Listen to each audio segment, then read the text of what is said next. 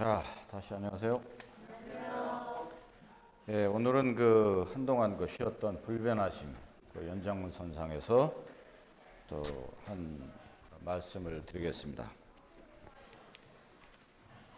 불변하심도 사실 전에 말씀드렸듯이 사실 내용이 굉장히 많거든요. 다 다루려면 많은데 지금 대표적인 것만 지금 말씀드리는데도 벌써 이게 세 번째 시간 같은데 일단은 오늘은 뭐에 대해서 말씀드리려고 하냐면 하나님께서 이제 선언하셨어요. 신명기 30장에 보시면 네가 내게 순종하면 너에게 복을 줄 것이고 네가 내게 불순종하면 화를 내릴 것이다. 이런 약속을 하셨는데 그것도 사실 그 약속을 하셨으니까 그것도 사실 변하지 않는 거거든요. 그런 면에서 말씀드릴게요. 자, 신명기 30장 짧은 구절 읽고 이렇게 들어가면 좋을 것 같습니다. 신명기 30장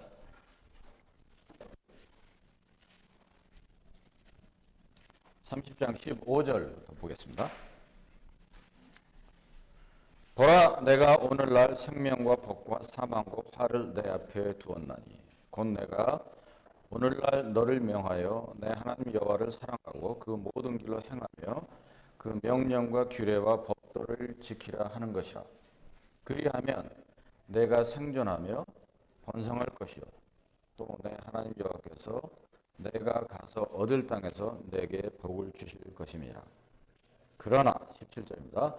네가 만일 마음을 돌이켜 듣지 아니하고 유혹을 받아서 다른 신들에게 절하고 그를 섬기면 내가 오늘날 너에게 선언하노니 너희가 반드시 망할 것이라. 너희가 요단을 건너가서 얻을 땅에서 너희의 날이 장구치 못할 것이라. 내가 오늘날 천지를 불러서 너에게 증거를 삼노라. 천지를 불러서 너에게 증거를 삼노라. 참 대단한 말씀이죠. 내가 생명과 사망과 복과 저주를 내 앞에 두었은즉 너와 내 자손이 살기 위해 생명을 택하고 이렇게 나오죠. 내 하나님 여호와를 사랑하고 그 말씀을 순종하며 또 그에게 복종하라. 그는 내 생명이시오 내 장수시니 여호와께서 내 열조 아브라함과 이삭과 야곱에게 주리라고 맹세하신 땅에 내가 거하리라. 이렇게 약속을 하셨어요. 신명기에서.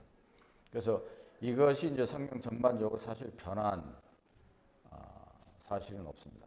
몇 가지 이제 시비를 거는 이들이 있어요. 몇 가지 사건을 가지고 시간이 되면 좀 말씀드리겠지만 이 약속을 분명히 하셨기 때문에 순종하면 복을 드리고 불순종하면 화를 내릴 것이다. 이렇게 약속을 하셨거든요. 그 중에 이제 한 사건만 이제 오늘 좀 구체적으로 좀 살펴보고 그 가운데서 어떠한 교훈을 제대로 얻을 수 있을까 좀 말씀드리겠습니다. 자, 사무엘상 15장. 이 내용이 익숙하신 분들이 많을 거예요. 사무엘상 15장인데 사울에 대한 얘기인데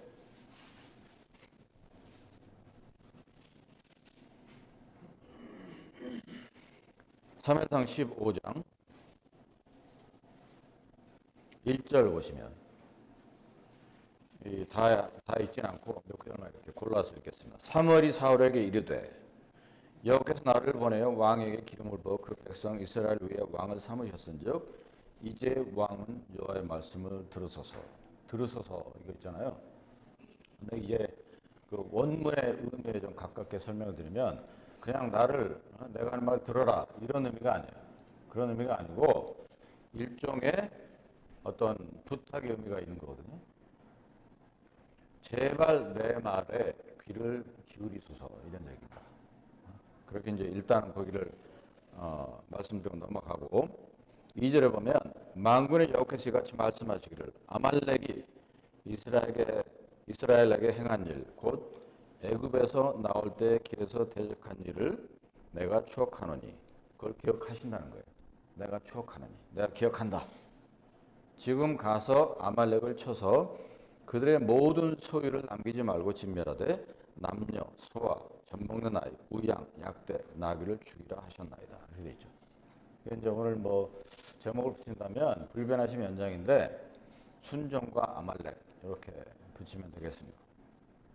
그래서 이제 아말렉을 치라고 말씀하시는데 그 이유가 뭐냐면 아말렉이란 이 그 족속이 굉장히 뭐랄까 그 이스라엘을 대대로 괴롭혀 왔던 그 족속 중에 한 명이에요.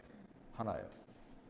그 아말렉이 보면 이제 그 창세기 이제 14장에 보면 처음으로 아말렉이란 그 단어가 나오는데 그게 이제 아브라함 때거든요.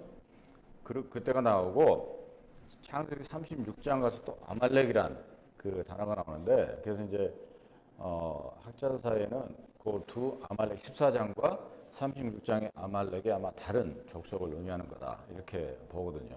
왜냐하면 그 이 아말렉이 사실은 그 에서의 자손이에요. 에서. 자, 창세기 36장 가면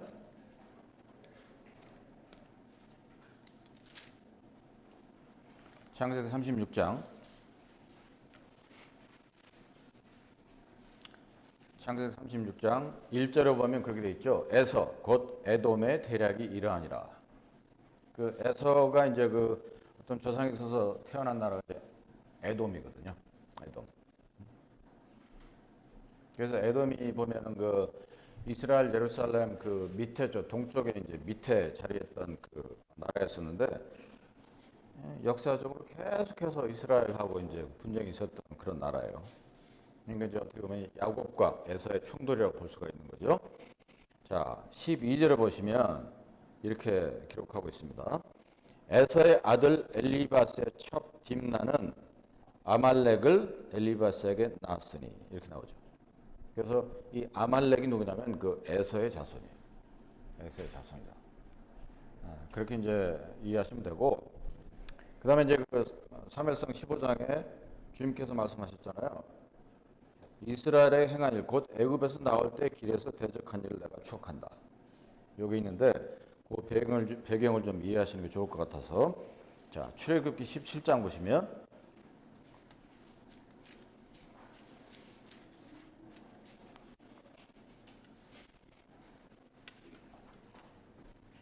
출애굽기 17장 8절 보시면 거기 아말렉이 나옵니다. 17장 8절 보시면 때 아말렉이 이르러 이스라엘과 르비딤에서 싸우니라. 이제 그 모세가 이제 손을 들면 11절을 보시면 이스라엘이 이기고 손을 내리면 아말렉 이겼다. 그렇게 있죠. 그래서 모세가 이제 팔이 피곤해지니까 그 모세를 이제 그 앉게 하고 그 두 사람이 이제 각 그 양팔을 이렇게 지탱을 합니다. 하나는 이제 아론이고 하나는 훌이 이렇게 지탱을 해서 계속 그 모세의 팔이 떨어지지 않게 해요. 그래서 이제 아말렉을 이제 결국은 그 싸우면서 이기게 되는데 주목해 보실 것은 뭐냐면 15절이거든요. 15절. 모세가 단을 쌓고 그 이름을 여호와 니시라 하고 뭐냐면 하나님께서 우리의 깃발이시라 이런 얘기입니다. 16절 가로되 여호와께서 맹세하시기를 여호와가 아말렉으로 더불어 대대로 싸우리라 하였더라 이렇게 되어 있죠. 여호와께서 아말렉으로 더불어 대대로 싸우실 것이다. 그러니까 세대 그 다음 세대 또 다음 세대 계속해서 여호와 하나님께서 친히 싸우실 것이다 이렇게 기록을 하고 있어요. 그 다음에 이제 또 볼 구절은 신명기 25장으로 가셔서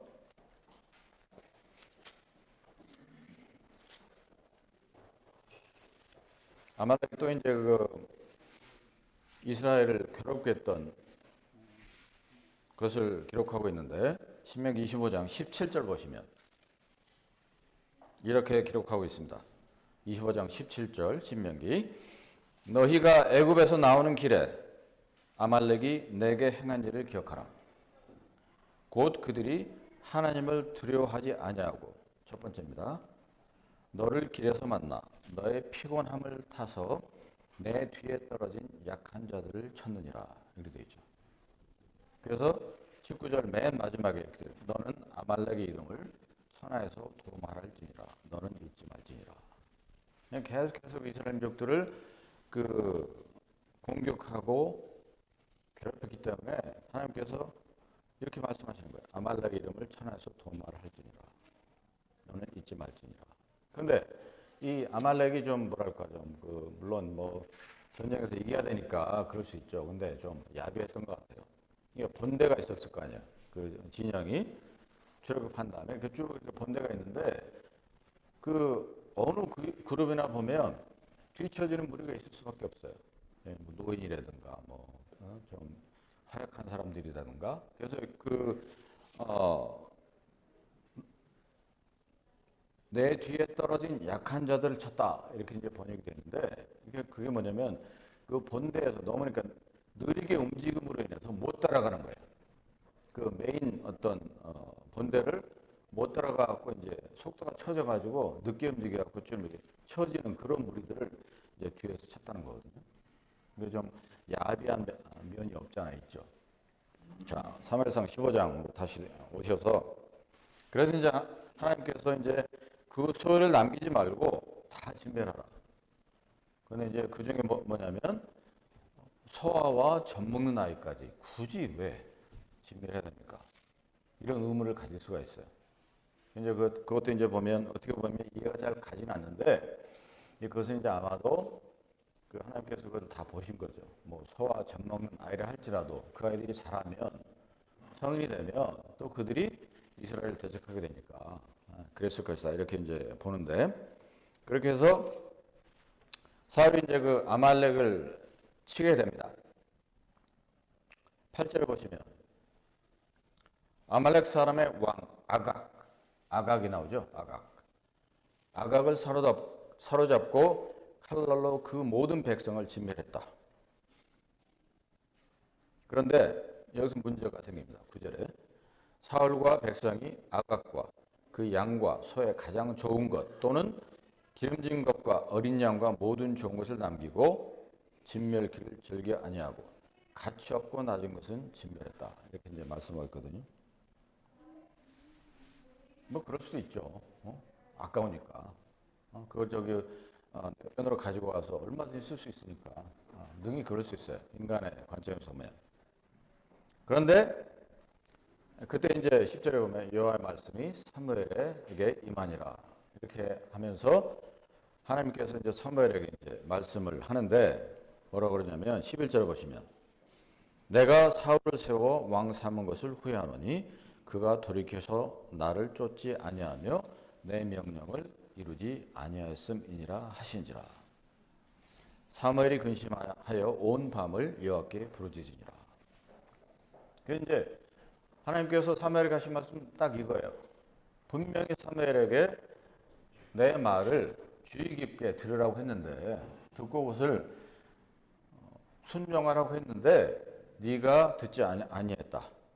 그러니까 내가 너를 왕 삼은 것을 후회한다. 심히 후회한다. 이런 표현인데 그러니까 사무엘이 근심해서 온 밤을 여호와께 부르짖었다. 이렇게 돼 있죠. 그래서 여기서 보면 그래서 사무엘과 사울의 태도를 확실하게 볼 수가 있어요. 그 다음에 이제 사울이 그럼에도 불구하고 뭐냐면 자기가 잘못한 것을 깨닫지 못해요. 12절 보시면 사무엘이 사울을 만나려고 아침에 일찍이 일어났더니 혹이 사무엘에게 고하여 가로되 사울이 갈멜에 이르러 자기를 위하여 기념비를 세우고 이렇게 돼 있죠. 돌이켜 길갈로 내려갔다. 기념비를 세웠다는 거예요. 자기가 자기 능력으로 이 전투에 승리했다. 그러니까 나를 기념해야 된다. 그래서 기념비를 세웠다는 거죠. 그래서 이제 13절에 이제 뭐라고 하냐면 사무엘이 사울에게 이른즉 사울이 사무엘에게 얘기하는 거예요. 원컨대 당신은 여호와께 복을 받으소서. 내가 여호와의 명령을 행하였나이다. 이렇게 하는 거예요. 그러니까 이제 사무엘이 그러죠. 아니 그렇다면 내 귀에 들려오는 양의 소리, 예? 그리고 소의 소리는 어떻게 된 거냐 물어보잖아요. 그러니까 뭐라고 그러냐면 15절에 사울이 가로되 그것은 무리가 아말렉 사람에게서 끌어온 것인데 백성이 당신의 하나님 여호와께 제사하려 하여 양과 소의 가장 좋은 것을 남기며 그 외의 것은 우리가 진멸하였나이다. 이렇게 얘기하는 거예요. 백성이 이렇게 나오죠. 백성이. 그런데 이제 사울이 그 당시 왕이었는데 사울의 허락이 없이 백성이 그랬을 수가 없는 거잖아요. 핑계를 대는 거죠. 그러니까 이제 사무엘이 이제 화가 난 겁니다. 16절 사무엘이 사울에게 이르되 가만히 계시옵소서. 이제 뭐 그렇게 순하게 번역이 되는데 사실 뭐냐면 입 닥쳐 이런 얘기입니다. 뭔 소리 하고 있는 게 입 닥쳐. 네가 잘못한 거를 아직도 깨닫지 못하고 있느냐? 뭘 잘못했는지도 모르지 이런 얘기예요.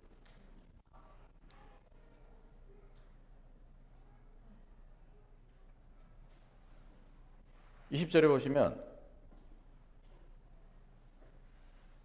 사울이 사무엘에게 이르되 나는 실로 여호와의 목소리를 청종하여 이게 전혀 정신을 못 차리고 있는 거예요. 여호와께서 보내신 길로 가서 아말렉 왕 아각을 끌어봤고 아말렉 사람을 진멸하였으나 다만 백성이 나오죠. 또 핑계를 찾는 거죠. 그 마땅히 멸할 것 중에서 가장 좋은 곳으로 길갈에서 당신의 하나님 또 이 표현 볼게요. 사무엘에게 이제 당신의 하나님 이렇게 얘기를 하는 거죠. 여호와께 제사하려고 양과 소를 취하였나이다. 그러니까 이제 유명한 구절 나오잖아요. 22절 그 후반에 순종이 제사보다 낫고 듣는 것이 수양의 기름보다 나으니 뭐 순종이 제사보다 낫고 맞고 그다음에 듣는 건 나오잖아요. 그 처음에 그 제가 그 부연 설명드렸던 여호와의 말씀을 들으소서 그게 그냥 내 말을 들으라 이런 얘기가 아니고 부탁하는데 주의 깊게 내 말을 들으라 이런 얘기인데 똑같은 그 단어를 썼어요. 거기 듣는 것이 그냥 듣는 게 아니에요. 주의 깊게 듣고 그것을 행함을 포함을 하고 있는 거거든요. 그 의미가 그래서 듣는 것이 수양의 기름보다 나으니 23절에 구체적으로 설명하는데 뭐라고 하냐면 이는 거역하는 것은 뭐죠? 거역이 불순종하는 거잖아요. 거역하는 것은 사술의 죄와 같다. 뭐냐면 그 옛날에 그 마술사들이 뭐 속이는 거잖아요. 그겁니다. 그 사술의 죄와 같고 완고한 것은 완고는 뭐죠? 고집스러운 거잖아요. 자기 뜻을 꺾지 않는 것. 완고한 것은 사신 우상에게 절하는 죄와 같음이라 이렇게 얘기를 하는 거예요. 우상한테 절하는 것 같다. 엄중하게 이제 사울에게 얘기를 하는 거예요. 왕이 여호와의 말씀을 버렸습니다. 거부했다는 거거든요. 여호와께서도 왕을 버려 왕이 되지 못하게 하셨나요? 그래서 이제 이 시점 이후로 사울이 더 이상 왕이 아니에요. 그러니까 다윗을 이제 세우게 되는데 그제서야 이제 그 24절을 보면 사울이 이제 아는 거예요. 자기 잘못을. 24절 보시면 사울이 사무엘에게 이르되 내가 범죄하였나이다.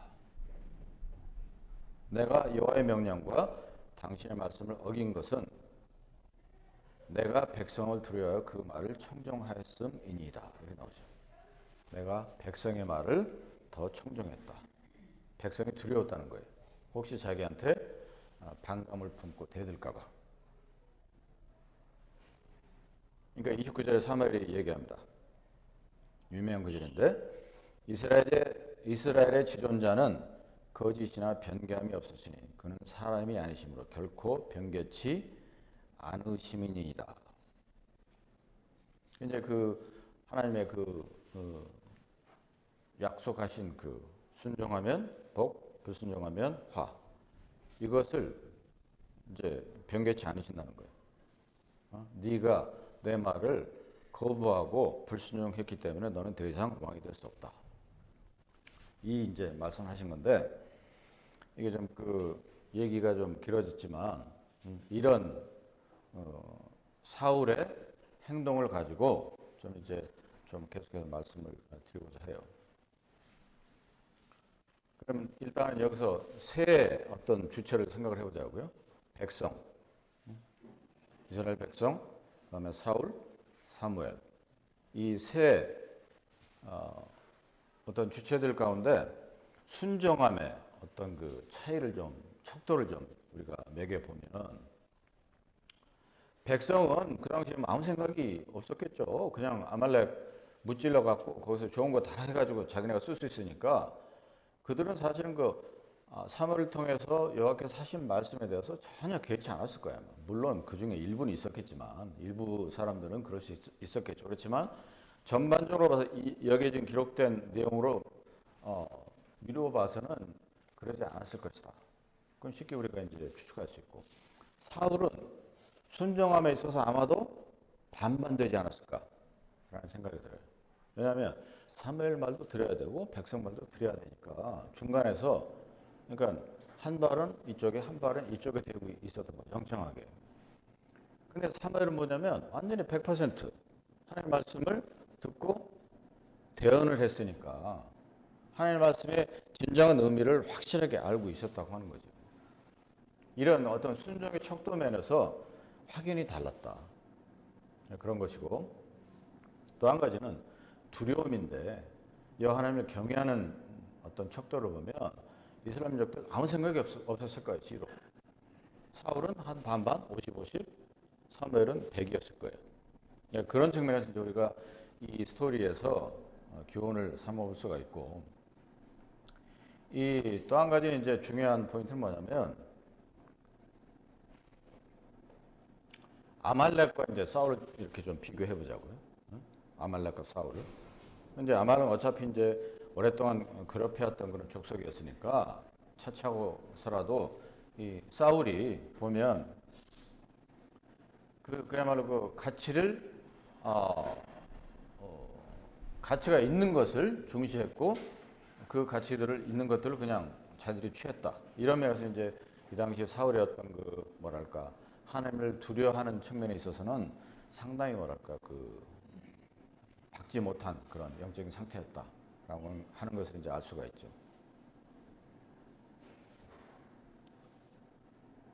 그러다가 이제 이 아말렉이라는 그 족속이 그 이후에 이 사울 이후에 몇 군데 나와요. 한 두 가지만 말씀드리면 이 아말렉 족속이 그 다윗의 가족을 또 공격한 일이 나오거든요. 사무엘상 그 30장에.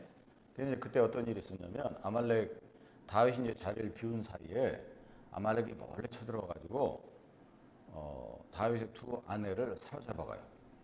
아히노암하고 아비가일 두 아내를 사로잡아가고 그 이외에도 이제 아마 아말렉이 계속해서 괴롭히던 기록이 있었을 텐데 거기밖에 안 나오고 또 중요한 그 기록이 어디 있냐면 그 에스더 보겠습니다. 에스더.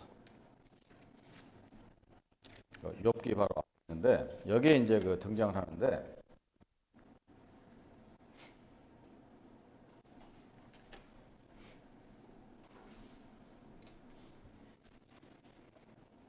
에스더 3장 보겠습니다. 일단 에스더 3장. 에스더 이 내용은 전반적으로 잘 아시죠? 그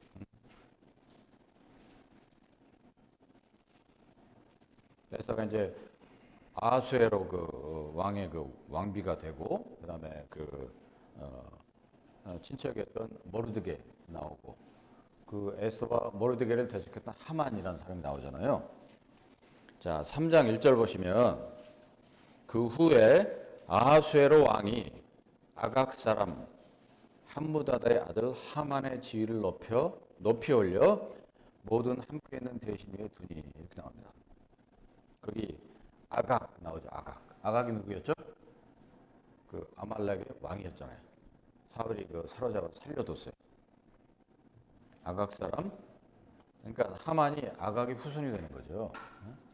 그렇게 해서 이 하만이 결국 뭐냐면 그 당시에 그 있던 그 유대인을 몰살시키려고 계책을 세우게 되죠.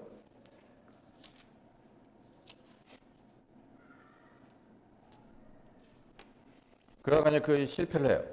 7장으로 가서 에스더 7장 6절 보면 7장 6절 보면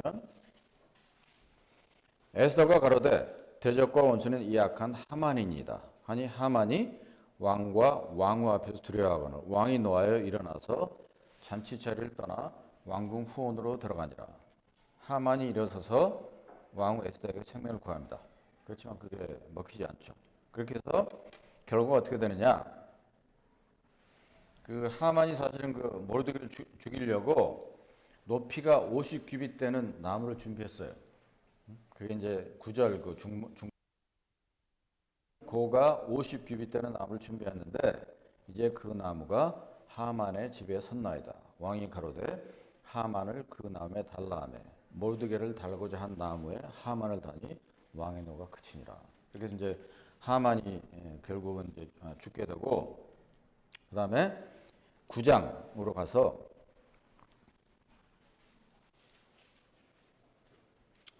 9장 10절에 보면 곧 함무다다의 손자 유다인의 대적 하만의 10아들을 죽였으나 그 재산은 손을 대지 아니하였다. 그러니까 하만의 10아들이 다 죽어요. 그래서 아마 이 학자들은 이 시점이 아말렉이 사라지는 그런 시점이다. 이렇게 보는 겁니다. 그 전에 이제 그 히스기야 왕 때도 그 아멜렉, 그 시몬 지파가 아멜렉의 일부를 이렇게 멸절시킨 기록이 나와요. 그런데 이때 에스더 때가 아마도 아말렉 족속이 완전히 그 진멸된 그런 포인트가 아니었느냐, 이렇게 보는 거거든요. 자, 그러면 제가 이제 지금 길게 한 20여 분 넘게 이 사울과 사무엘, 아말렉 이렇게 설명을 드렸어요. 그럼 여기서 이제 우리가 무슨 교훈을 이제 얻을 거냐, 이게 중요하잖아요, 사실. 구약에 있는 여러 사건 인물들 중에서. 근데 이제 이 아말렉이라고 하는 것이 신구약 성경에서 이제 어떻게 보냐면 육신을 상징한다고 봐요. 육신을. 왜냐하면 지금 쭉 이렇게 제가 지금 그 몇 구절 펴서 교재드린 내용을 보면 이스라엘민족들을 계속해서 뭡니까? 수시로 괴롭혔잖아요. 시도 때도 없이 괴롭혔고, 그리고 그 본대가 아니라 뒤떨어진 약한 쪽을 쳤잖아요. 그럼 이제 오늘날 교회 가운데 있는 그리스도인들에게 이것을 적용해 보자는 거죠. 우리는 아직 영광스러운 몸을 입지 않았잖아요. 그러니까 여전히 우리도 육신이 있어요. 다만 그 육신을 어떻게 우리가 다스리느냐, 그 로마 7장 8장 그게 이제 그 부분에 할애된 중요한 가르침인데, 우리가 어떻게 우리 육신을 다스리느냐가 중요하잖아요. 그리스도인의 간증이 나오고 그리스도의 성품을 닮아가기 위해서는 반드시 다스려야 될 게 육신이에요. 육신은 뭐냐면 로마 7장에 보면 죄를 담고 있는 그릇이에요. 우리 눈에 보이지는 않습니다. 다만 이제 말씀에 그렇게 되어 있기 때문에 한번 볼까요? 로마 7장.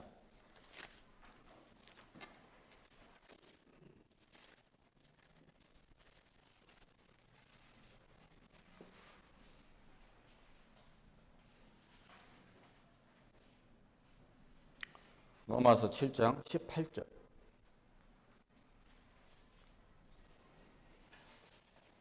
17절부터 보는 게 좋겠습니다. 17절. 이제는 이것을 행하는 자가 내가 아니요 내 속에 거하는 죄니라. 이것을 행하는 자가 뭐냐면 내가 마음으로는 원하는 게 있는데 실제로 그 원하는 걸 행치 않는다는 거예요. 그것을 그렇게 하도록 푸시하는 게 뭐냐? 내 안에 있는 죄다라고 하는 거예요. 그러니까 죄성을, sin nature를 여전히 갖고 있는 거예요, 우리는. 그런데 18절에 보면 내 속, 곧 내 육신에 이렇게 되어 있죠. 내 육신에 선한 것이 거하지 아니하는 줄 아노니 원하면 내게 있으나 선을 행하는 것은 없노라. 즉 육신이라는 것은 뭐냐면 플래시인데 그 육신 안에 내 죄성이 담겨 있는 거예요. 그것이 어떠한 경로를 통해서, 예를 들어 어떨 때는 사탄이 툭툭 치죠. 어떨 때는 나의 이전에 그 죄성이 sin nature가 발동을 해가지고 무엇을 보면, 우리 그 창세기 오늘 봤잖아요. 창세기 3장. 먹음직도 하고 밤직도 하고 지혜롭게 할 만큼 탐스럽기도 하고, 이런 세계의 어떤 인간의 정욕을 건드림으로 인해서, 그것으로 인해서 이 죄성이 활성화되는 거예요. 활성화돼 가지고 그 결국은 그 육신의 일이 밖으로 드러나는 거죠. 그것이 갈라디아서 5장에 육신의 일 여러 가지가 나옵니다. 17가지인가 18가지인가 그래요. 그래서 이 육신을 어떻게 다스리느냐, 이것이 굉장히 중요한 거죠, 그리스도인에게. 그래서 보면 아까 그 이제 다시 돌아가서 아말렉이 이스라엘 민족들의 약한 부분을 쳤어요. 어? 천천히 움직임으로 인해서 본대를 못 따라가서 뒤로 처지는 무리들을 쳤잖아요. 그러니까 우리 개인의 삶 속에서 한번 생각을 해보자는 거죠. 우리 모두는 아직 영광스러운 몸을 입지 않았기 때문에 우리 육신에 약한 부분이 다 있어요. 잘 생각해 보십시오. 나는 돈에 약해. 그렇죠? 나는 명예에 약해. 나는 어떤 물건에 약해. 다 약한 부분이 있어요. 다만 그것을 우리가 어떻게 컨트롤하고 살아가느냐. 그것이 이제 중요한 건데 그것이 제대로 되기 위해서는 결국은 그리스도인은 예수 그리스도께서 나의 주인이시고 그분께서 나를 다스리시고 계신다. 이 두 개념이 굉장히 중요합니다. 그리스도의 삶에 이 육신을 다스리는 데 있어서. 그것이 로드십이고 주인 되심, 그 다음에 거버넌스거든요.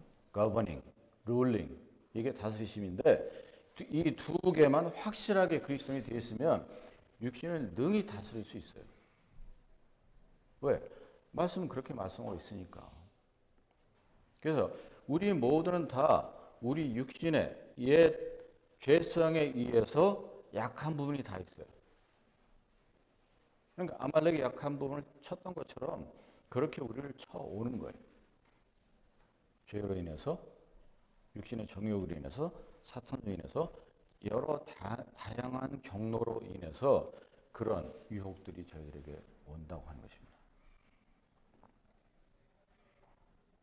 그러니까 그 뒤에 처진 백성들이 가만히 보면 힘이 없었겠죠. 힘이 없으니까 정신이 혼미해졌겠죠. 그렇죠? 마찬가지입니다. 내가 그런 약한 부분에 만약에 공격을 받게 되면 첫 번째로 되어지는 결과 중에 하나는 뭐냐면 첫째, 나의 영성이 흐려져요. 그런데 정작 본인은 그걸 몰라요. 사울이 분명히 사무엘을 통해서 말씀을 들었는데 이래 하라. 모르잖아요. 내가 언제? 그래 나는 반 정도는 했어. 이렇게 되는 거죠. 그러니까 우리도 그런 어떤 위선에 들 수가 있어요. 아, 내가 모임생활 잘하고 집회에 빠지지 않고 내가 나에게 주어진 일을 잘 하기 때문에 나는 뭐 할 만큼 했어. 반반이야. 그 사울의 태도하고 별반 차이가 없어요. 그런 면에서 우리가 만족을 찾으면 안 되는 거죠. 그래서 정신이 혼미해지고 영성이 흐려지고 근신하지 않게 되고 근신은 뭡니까? 깨어있지 않게 되는 거예요. 한번 내 약한 부분에 육신의 약한 부분에 내가 거기 들어가서 빠지게 되면 그 다음에는 더 큰 놈이 와요. 근데 그 큰 놈도 처음에는 이제 처음에 약하니까 깔보고 그냥 하다가 더 큰 놈이 들어와도 이제 무감각해지는 거예요. 사람이 그래요. 사람이 이렇게 보시면 뭐 적절한 비유가 될지 모르겠는데 한 번 편해지잖아요. 계속해서 더 편해지고 싶어요. 그렇지 않으세요? 제가 좀 약간 좀 그 우스갯소리가 될지 모르겠는데 어제 이제 그 집사람하고 토요일 이제 아침이니까 파내라 가서 이제 아침을 먹어요. 먹는데 어제 보통 제가 이제 시간을 아끼려고 그 제 전화기에다가 이제 파내라 앱을 깔아고 거기서 이제 온라인으로 오더를 하고 가거든요. 그러면 집에서 한 10분 걸리니까 딱 가면 이게 나와 있어요. 그 얼마나 이게 저기 뭐야 온타임이잖아요. 그러니까 굉장히 편한데 어제 아침에 딱 이제 오더를 하려고 앱을 딱 여니까 sorry, we are in maintenance 그런 거. 지금 안 된다는 거예요. 그 앱이. 되게 불편하더라고요, 그게. 그래서 이제 결국은 할 수 없이 가서 그냥 그 주소 가지고 이제 오더해서 먹었는데 그런 거예요. 전화기 없으면 사실 수 있을 것 같아요, 지금. 성도님들. 그래요? 그러니까 이제 사람은 한 번 편해지기 시작하면 계속해서 편해지고 싶은 거예요. 마찬가지로 우리 육신의 어떤 약한 부분이 공격을 당하면 그 다음 공격 좀 큰 거 오잖아요. 몰라요. 그러려니 하게 되고 그것을 인식을 못한다고 하는 거죠. 그것이 사실 어떻게 보면 오늘날 그리스도인이 처한 참 위험한 어떤 상황 중에 하나가 아닌가 그런 생각을 해보게 되는 거지. 자, 그러면 로마서 8장으로 넘어가서 그래서 이런 부분에 있어서 사도 바울이 로마 7장에서 엄청 고민했어요. 그래서 로마 7장 마지막 절 보시면 22절부터 보는 게 낫겠습니다. 7장 22절 로마서 내 속사람으로는 하나님의 법을 즐거워하되 내 지체 속에서 한 다른 법이 내 마음의 법과 싸워 내 지체 속에 있는 죄의 법 아래로 나를 사로잡아오는 것을 보는도다. 이게 괴로웠던 거예요. 내 지체 속에서. 그 내 지체 속에서 이전에 그리스도와 함께 십자가에 못 박혔던, 이전에 못 박혔던 내 육신이 스물스물 올라오는 거죠. 그래서 나를 사로잡아 오는 것을 보는도다. 이 얼마나 괴롭으면 이런 표현을 썼겠습니까? 사로잡는다. 그건 뭐냐면 전쟁에 나가는데 포로가 되는 거예요. 자기도 모르게 이 육신의 욕정에 의해서 결국은 거기에 넘어가서 포로가 되었다. 이런 얘기죠. 그래서 유명한 구절이죠. 오라 나는 공고한 사람이로다. 이 사망의 몸에서 누가 나를 건져내랴. 결론은 뭐냐? 25절. 우리 주 예수 그리스도로 말미암아 하나님께 감사리로다.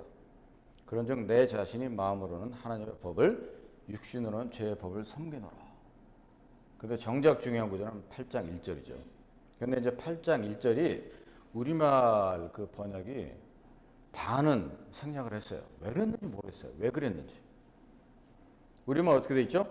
그러므로 이제 그리스도 예수 안에 있는 자에게는 결코 정죄함이 없나니.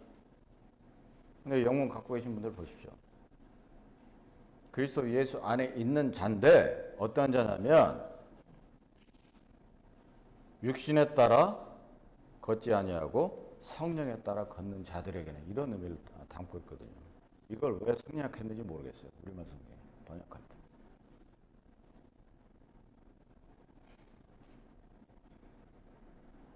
그러니까 성령에 따라 걸으니까 예수 그리스도 안에 있는 자에게 결코 정죄함이 없어요. 있을 수가 없죠.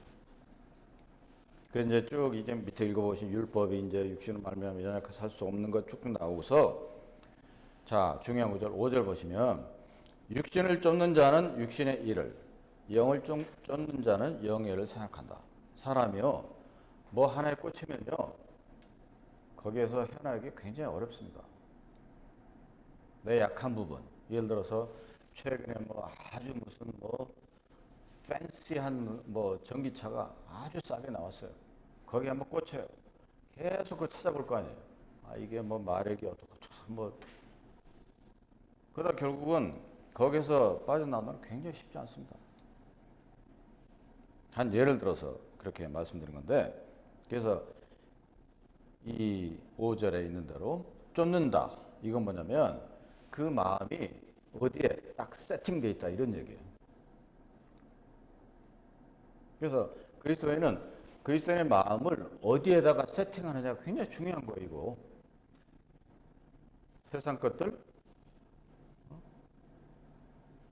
육신의 정욕, 안목의 정욕, 이생의 자랑 그런 것들에 내 마음이 빼앗겨서 거기에 딱 세팅이 되어 있으면 계속해서 그쪽으로 눈길이 가요. 내 마음이 가고 마음이 가다 보면 어떻게 합니까? 내가 그렇게 그쪽으로 계속해서 어떤 긍정적인 행동을 할 수밖에 없어요. 그런데 반대로 말씀하고 있는 것은 그리스도인의 마음이 성령에 이렇게 딱 세팅이 되어 있어야 된다는 거죠. 성령을 바라보고 주 예수 그리스도를 바라보고 그리스도께서 내 안에 사신 것이니 성령의 능력으로 그리스도가 사신 것을 정말로 절실하게 절절히 깨닫고 경험하고 그것이 뭐냐면 성령에 따라 사는 사람이에요. 그것이 8장 1절의 내용입니다. 그런 자들에게는 결코 정죄함이 없어요.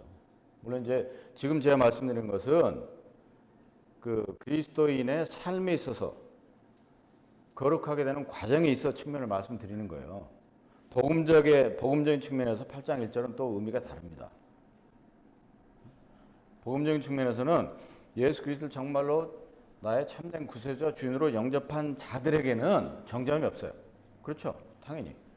왜냐하면 예수 그리스도께서 다 그 죄를 나의 대신 지시고 가셨기 때문에 그분 안에 내가 숨어 있으니까 그 죄로 인해서 나를 정죄하실 일이 없으니까 그런 의미고, 지금 제가 말씀드린 것은 그리스도인의 삶에 있어서 하는 얘기입니다. 그러니까 그거 이제 그 오해하시 마시기 바랍니다. 그리고서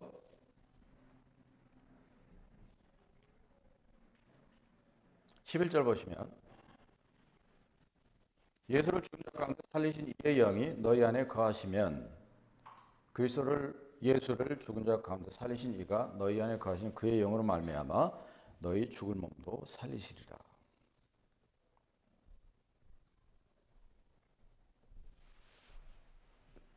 그 10절 보시면 또 그리스도께서 너희 안에 계시면 몸은 죄로 인하여 죽은 것이나 영은 의리로 인하여 산 것이니라. 그 영은 이제 성령을 가리켜요. 이 구절의 중요한 포인트는 뭐냐면, 성령이 너 안에 있으면, 계시면 성령께서 너로 하여금 계속해서 거룩해지도록, 상화되도록 도우실 것이다. 이런 의미를 담고 있는데, 그렇기 때문에 그리스도인은 항상 성령을 의지할 수밖에 없어요. 그런데 내가 나의 약한 육신의 부분이 이걸 당해가지고 영성이 어두워지게 되면 성령의 인도하심보다는 뭡니까? 자기 생각대로 판단하고 행동하게 된다고 하는 거죠. 그것이 뭡니까? 사울이 했던 것처럼 똑같은 거예요.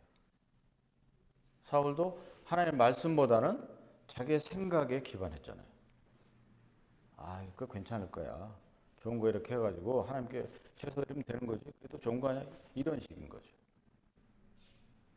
그래서 실제로 그리스도인의 삶에 있어서 오늘날 제 스스로도 이제 이런 부분에 있어서 많이 생각을 합니다. 내가 하나님의 말씀을 제대로 알고, 첫째, 둘째, 따라가고 있는가.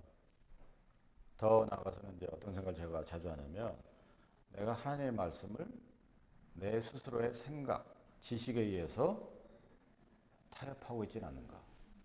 이런 생각을 자주 하거든요. 그 사울의 하나님의 말씀 청정하는 그 척도가 사무엘과는 완전히 달랐잖아요. 50, 50, 100. 그래서 항상